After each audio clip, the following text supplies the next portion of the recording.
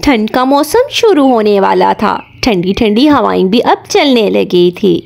टूनी चिड़िया इस सर्दी में परेशानी के आलम में अपने घर में बैठी होती है। उसका बेटा मुन्ना सोया होता है। टूनी चिड़िया सोचती है, सर्दी बढ़ गई है, मेरा बेटा मुन्ना कितनी सर्दी में सोया हुआ है। मुझे तनख्वाह मिले तो मैं पहला काम यही करूंगी कि मैं अपने बेटे मुन्ने के लिए कंबल लेकर आऊंगी, ताकि मेरा बेटा मुन्ना आराम से सो सके और इस सर्दी से बच जाए, नहीं तो वो बीमार हो जाएगा।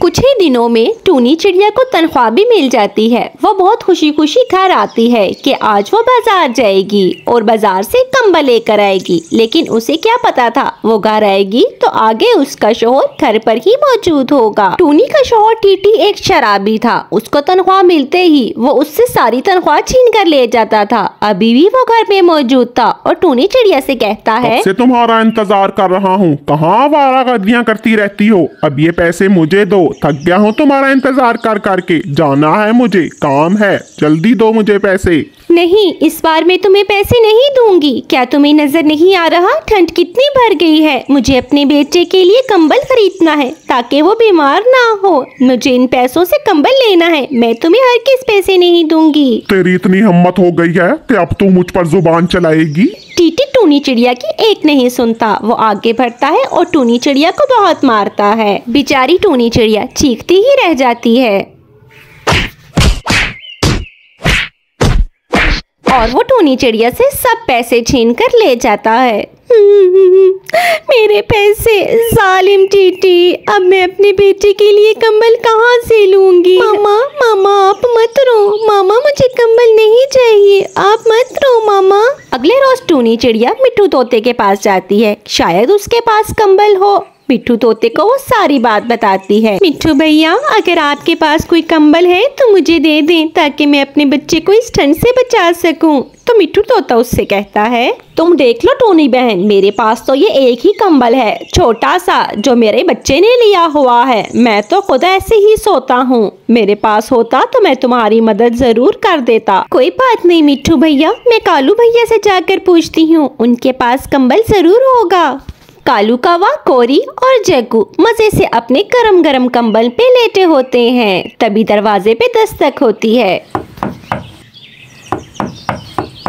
तो गोरी कवि कहती है, जाओ भाई देखो कौन आया है। एक तो इनको आराम नहीं आता, इतनी ठंड में भी दूसरों के घरों में चले आते हैं। ये नहीं कि अपने घरों में आराम करें। गोरी की बात सुनकर कालू कौवा कहता है, पता था मुझे कि अब मुझे ही जाकर देखना पड़ेगा, जाता हूँ। अरे चिड़िया बहन, इतनी ठंड में तुम यहाँ क्या कर रही हो? जाओ अपने घर में आराम से बैठो, यहाँ क्या सर्दी में लेने आई हो? तो टूनी चिड़िया कहती है, कालू भैया सर्दी बहुत बढ़ गई है और मेरे पास कोई कंबल नहीं है। मेरा मुन्ना इस ठंड में ऐसे ही सोता है, वो तो बीमार पड़ जाएगा। अगर आपके पास कोई कंबल है तो प्लीज मुझे दे दें, मैं आपको लौटा दूंगी, नहीं तो मेरा मुन्ना बीमार पड़ जाएगा। मैं आपका ये एहसान कभी नहीं भूलूंगी, प्लीज मेरी मदद कर दें।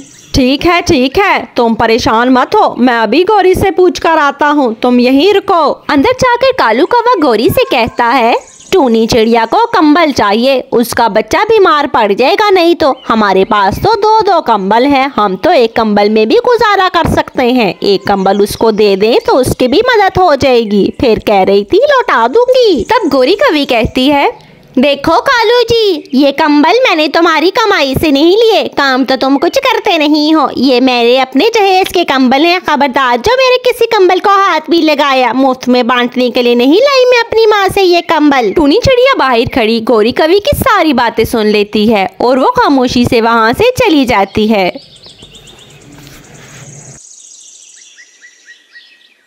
रात हो जाती है। मुन्ना टूनी चिड़िया से कहता है, मामा मुझे बहुत सर्दी लग रही है। आप तो कह रही थी कि मैं आज कंबल ले आऊंगी, लेकिन आप आज भी कंबल नहीं लाई। मुझे इस सर्दी में नींद नहीं आ रही मामा। हाँ मेरे प्यारे बेटे मुन्ने, मैं आज तुम्हारे लिए कंबल नहीं ला सकी, लेकिन मैं कल तुम्हारे लिए कंबल जरूर लाऊंगी। तुम आज सो जाओ मेरे बेटे।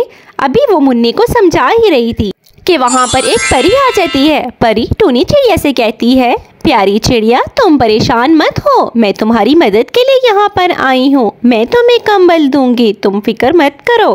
तभी परी के जादू से वहाँ बहुत सारे कंबल आ जाते हैं। परी कहती है, ये मेरी तरफ से तुम्हें तोहफा है, तुम अपने बेटे मुन्ने को भी दो और तुम भी लो और अपनी तरह और भी गरीब बच्चियों की मदद करना। मैं तुम्हें ये इसलिए दे रही हूँ क्योंकि मुझे तुम पर यकीन है, तुम अपनी तरह गरीब बच्चियों की मदद जरूर करोगी। ऐसा कहकर परी वहाँ से चली जाती है। टूनी चिड़िया बहुत खुश होती है, उसे तो यकीन ही नहीं आ रहा होता और वो इरादा करती है कि वो सुबह दूसरे गरीब बच्चियों की भी जरूर मदद करेगी। इस रात वो और मुन्ना सुकून से सोते हैं। उन्हें कब नींद आ गई पता ही ना चला और जरा भी ठंड न लगी। अगले रोज वो जंगल के सभी गरीब बख्शियों में कंबल बांटती है। सब बख्शी बहुत खुश होते हैं। तो प्यारे दोस्तों, हमें भी दूसरों की दिलो जान से मदद करनी चाहिए और अल्लाह का शुक्र अदा करना चाहिए।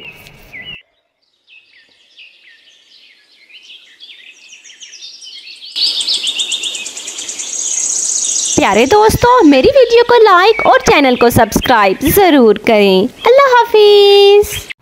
टूनी चिड़िया दूसरे पंछियों के घरों में रंग और मरम्मत करने का काम किया करती थी। टूनी चिड़िया अपना काम बहुत मेहनत और लगन से किया करती थी। अभी भी टूनी चिड़िया सबज तोते के घर मरम्मत करने और रंग करने जाती है। टूनी चिड़िया रंग का काम शुरू करती है। कुछ ही घंटों में टूनी चिड़िया सबज तोते का घर रंग कर देती है, जो रंग होकर बहुत ही प्यारा लग रहा होता है। जब सबज तोता वापस आता है तो वो देखकर खुश हो जाता है।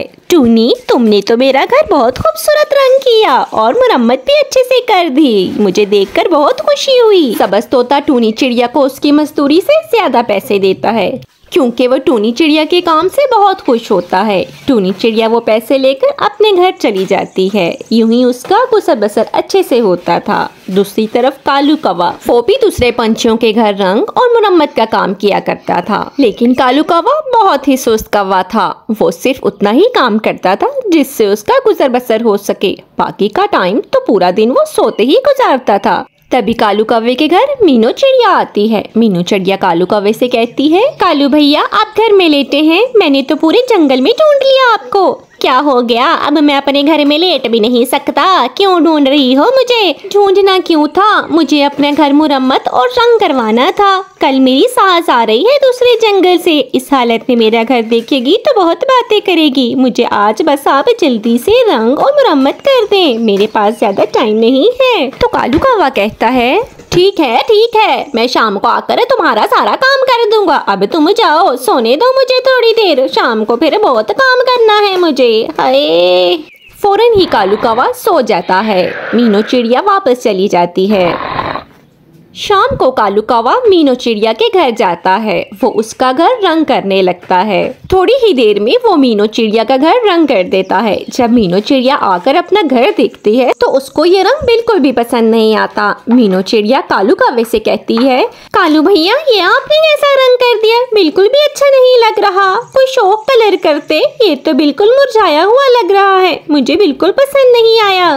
तो कालू कौवा कहता है, क्या कह रही हो मीनू, कितना प्यारा तो लग रहा है रंग, सुबह से मैं लगा हुआ हूँ तुम्हारे घर में रंग करने और अब तुम मुझे ये कह रही हो कि अच्छा नहीं लगा। तुम लोग ऐसे ही करती हो, काम करवा के तो फिर पैसे देने के बारी बहाने डालती हो। अब मैं कुछ नहीं सुनूंगा, मुझे मेरे पैसे दो ताकि मैं जाऊँ यहाँ से। मीनू चिड़िया कालू कौवे को पैसे दे देती है। कालू कौवा पैसे लेकर घर चला जाता है। कितना बुरा रंग लग रहा है, आइंदा इससे कभी भी कोई काम नहीं करवाऊंगी, इसने तो उल्टा मेरा घर और खराब कर दिया, ऊपर से बातें कितनी करता है।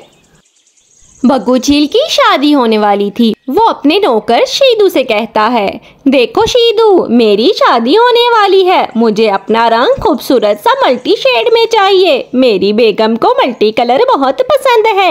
ये घर ऐसा खूबसूरत होना चाहिए कि जब मेरी बेगम देखे तो वो खुश हो जाए, और अगर मुझे रंग पसंद आया तो मैं मुंह मांगी कीमत दूंगा। तुम बस मेरा रंग और मेरे घर की मरम्मत अच्छे से करवा दो, ये तुम्हारी जिम्मेदारी है। आप फिक्र ना करें, अब ये मेरी जिम्मेदारी है कि मैं इन्हें ये काम कैसे करवाना है। मैं अभी जाता हूँ। तभी वो दोनों वहाँ से चले जाते हैं। इन दोनों की बातें पेड़ के पीछे छुपा कालू कौवा सुन रहा होता है। कालू कौवा सोचता है, अगर मुझे ये काम मिल गया तो मेरे तो वारे न्यारे हो जाएंगे। बग्गू चील मुझे मुंह मांगी कीमत देगा और फिर मुझे ज्यादा काम करने की तो जरूरत भी नहीं पड़ेगी। आराम से घर सोया करूंगा और मजे से बैठ के खाया करूंगा। सीधा नौकर टूनी चिड़िया के घर जा रहा होता है, क्योंकि वो जानता था कि बग्गू चील का घर टूनी चिड़िया ही अच्छा पेंट कर सकती है। टूनी चिड़िया के घर आकर शीदा नौकर सारी बात टूनी चिड़िया को बताता है। टूनी चिड़िया भी फौरन से राजी हो जाती है। अब वो बग्गू चील का घर रंग करना शुरू करती है।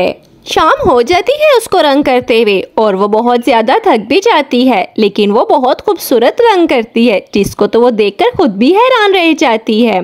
उसको यकीन था कि बग्गू चील को ये घर बहुत पसंद आएगा।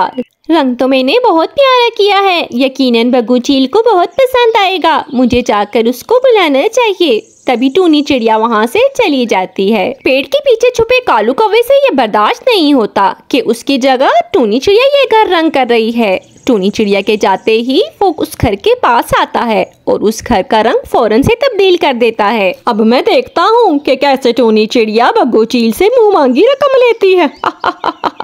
अब आएगा ना मजा।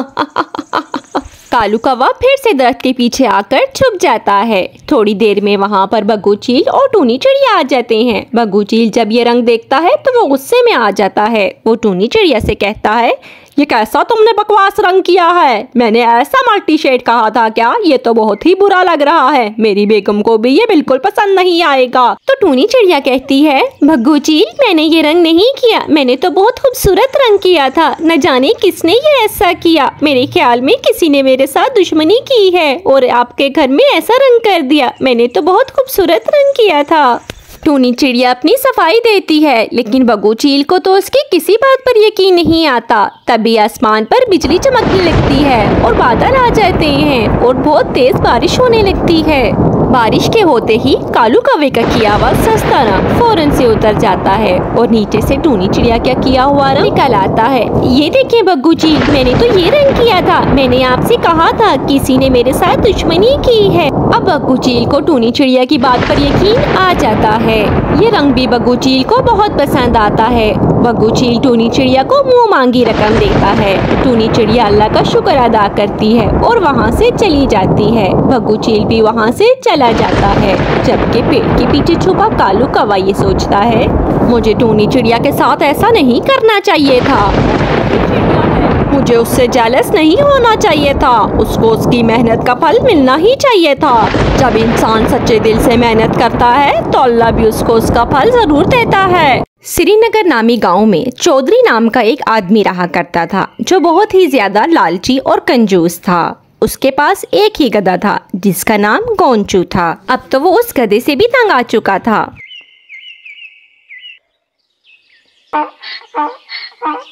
गोंचू की आवाज सुनकर चौधरी गुस्से में आ जाता है।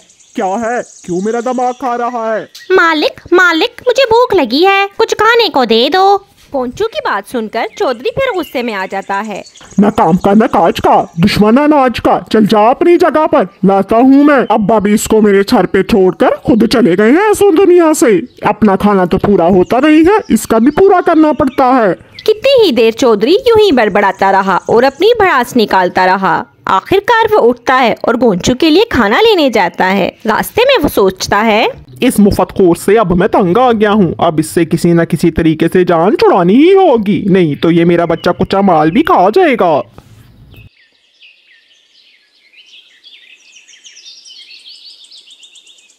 चौधरी गोंचू को थोड़ी सी घास लाकर देता है। ये ले खा और अब मुझे तंग ना करी, आवाज ना आए मुझे तेरी। अगले दिन चौधरी गोंचू को लेकर जंगल चला जाता है। जंगल पहुंचकर वो गोंचू को कहता है, देख गोंचू, मेरा जरा काम है इस जंगल में, तू यहाँ से घास खा, मैं थोड़ी देर तक आता हूँ। ऐसा कहकर चौधरी वहाँ से चला जाता है। गोंचू भी घास खाने में मसरूफ हो जाता है। वापिस जाते हुए चौधरी बहुत खुश था कि उसकी उस गधे से जान छूट गई। शुक्र है जान छूट गई उस गधे से, न जाने मेरे रोज कितने ही पैसे उसके खाने पीने पर लगते थे। अब आराम से घर जाता हूँ। इधर शाम होने लगती है। गोंचू अपने मालिक का इंतजार करते करते थक जाता है और आखिर वो रोने लगता है। तभी वहाँ से टूनी चिड़िया गुजरती है। जब टूनी चिड़िया रोने की आवाज सुनती है तो वो गोंचू के पास आती है। कौन हो तुम और यहाँ पर अकेले खड़े होकर ऐसे क्यों रो रहे हो? मेरा नाम गोंचू है। मेरा मालिक मुझे यहाँ छोड़कर अकेला चला गया है। मैं अब बिल्कुल तन्हा हूँ। मेरे पास रहने के लिए कोई ठिकाना नहीं है, इसीलिए रो रहा हूँ। अब मैं कहाँ जाऊँगा? तुम्हें रोने की जरूरत नहीं है गोंचू, तुम मेरे साथ मेरे घर चल सकते हो। गोंचू के पास रहने के लिए कोई ठिकाना नहीं था। तभी वो टूनी चिड़िया की बात फौरन मान लेता है। टूनी चिड़िया गोंचू को अपने साथ अपने घर ले आती है।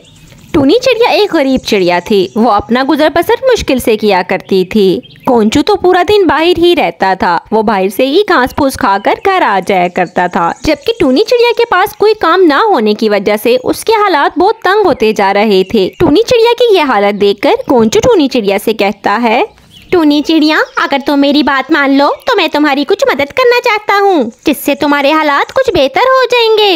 लेकिन वो कैसे गोंचू? आखिर तुम क्या कहना चाहते हो? तो गोंचू कहता है, देखो टूनी चिड़िया, तुम बाजार से कोई भी सामान लेकर मेरे ऊपर रखकर दूसरे जंगल आसानी से जा सकती हो और वहाँ पर अच्छी कीमत पर वो सामान बेच सकती हो। इससे तुम्हारे हालात कुछ बेहतर हो जाएंगे। टूनी चिड़िया को गोंचू का ये मशवरा बहुत अच्छा लगता है। वो उसकी बात फौरन मान लेती है।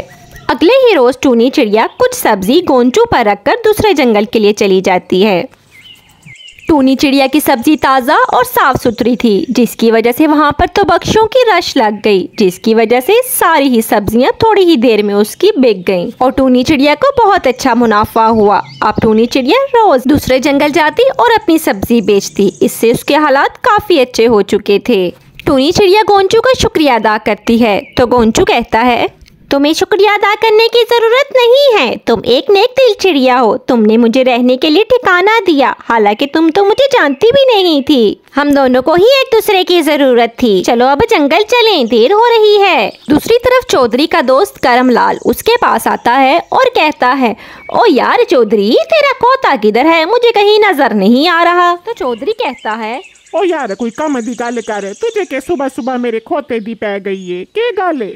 तो करमलाल कहता है, कम दी गले, मेरे पुत्र दी शादी है ते मैं चाहना कि मेरे पुत्र दी बारात खोते दे जाए ते दो दी रास्ते मन तेरा खोता चाहिदा। जितने पैसे होन तू मेरे को ले लेवे, पैसे दी कोई गल नहीं। पैसे की बात सुनकर तो चौधरी की आंखें खुली की खुली ही रह जाती हैं और उसे अफसोस होता है कि वो गोंचू को जंगल में क्यों छोड़ कर आया है। वो तो बड़े काम का था।